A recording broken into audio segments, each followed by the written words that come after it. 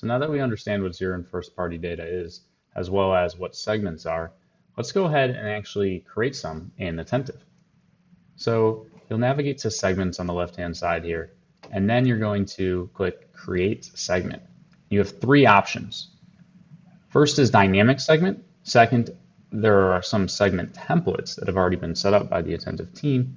And then third is manually uploading a segment.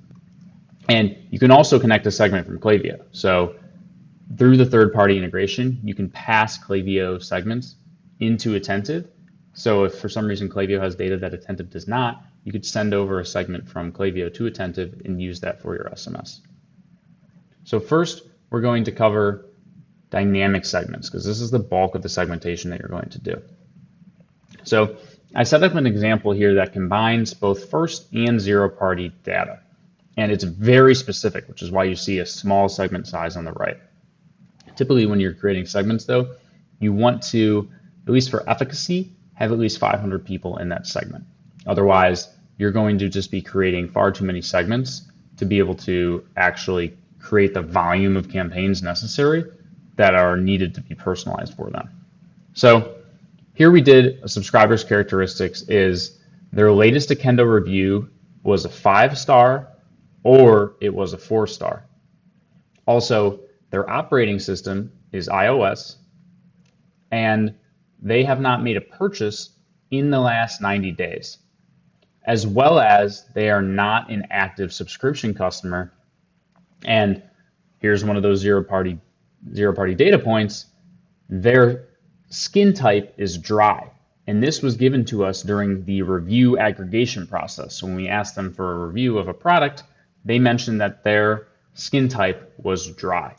So now this is a hyper-targeted segment that I could say and send a text message to along the lines of, we know your biggest skin concern is dry skin, and we've noticed that you haven't made a purchase in the last couple of months.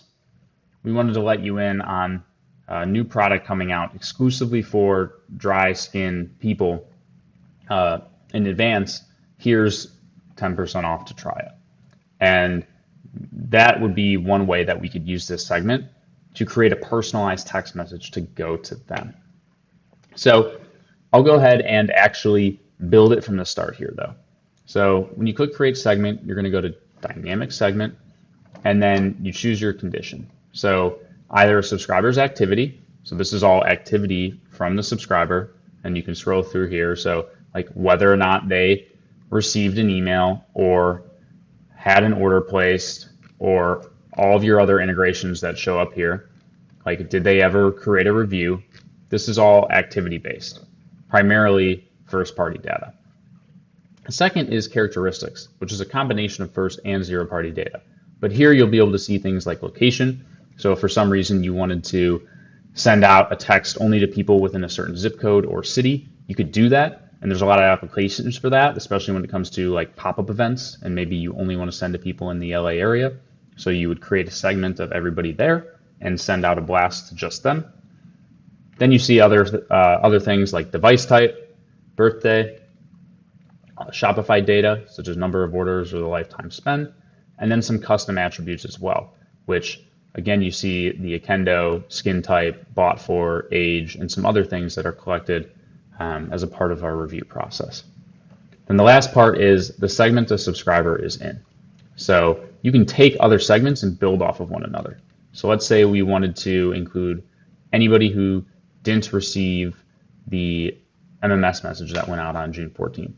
Or we want to include everybody who's already in the parent segment. So we don't want to recreate all the logic that was already in this parent segment. Instead, we just want to add on another layer of segmentation, granularity. And so we could say, well, we're looking for parents that have not placed an order in the last 180 days. And so this would get us that information. So as opposed to having to create all the logic again that was used to build the parent segment, we can just add this on top of it to create an entirely new segment. And that is fundamentally how you create these dynamic segments. Now, second are the segment templates. which are relatively simple. There's 5 of them. New subscribers. These are people who joined or recently added to your program. Engaged subscribers, so subscribers who have recently clicked links in your campaigns. Prospects, which is subscribers who have not yet made a purchase. Repeat buyers, so SMS subscribers who've made more than one purchase. And then unengaged subscribers, so anybody who has not recently clicked one of your text messages. And then the only other way to get segments in here, aside from the Klaviyo integration, is manually. So you can upload CSV files if you have other sources of data that you want to add into here and Attentive doesn't have a third-party integration with. So those are how you create your segments. And when you're actually going through and building your campaigns, and in order to send it to a particular segment, you'll just choose which one you want to send to in the drop down here. And you can choose up to 10 of them per campaign. So let's say we want to send to the mask segment and we want to exclude anybody who is in the joined or purchased in the past 7 days. So that is how we actually take those segments and then use them to build out our campaigns. The other way that you can use segments is in your journeys. So let's go ahead here and create a new journey. And we're going to create one from scratch. And let's say we want to do a new abandoned cart flow. Keep it simple here. So what we will do here is branch. Actually, we'll do a time delay first. So we're going to wait. Let's wait 1 hour. And then we'll branch and say,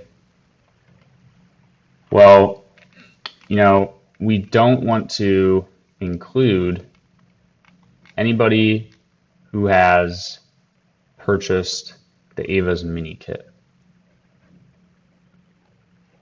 So we can save that. So if you are in that segment, you'll go down this path. So we'll send you a certain text. But if you're not, you'll go down this path.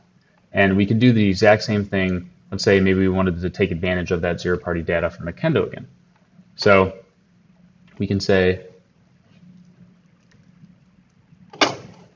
we can pull in an Akendo segment.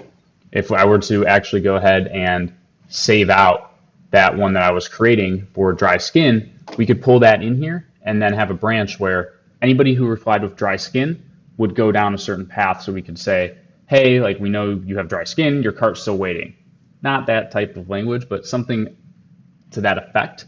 And so this is how you actually take your segmentation logic and you can use it to make your flows much more personalized through both zero and first party data. So one of the easiest things to do for segmentation in a flow, especially like abandoned cart, is to divide it by purchasers and non-purchasers.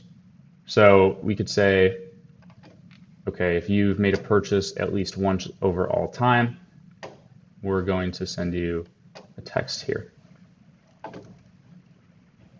And if not, we'll send you this type of text.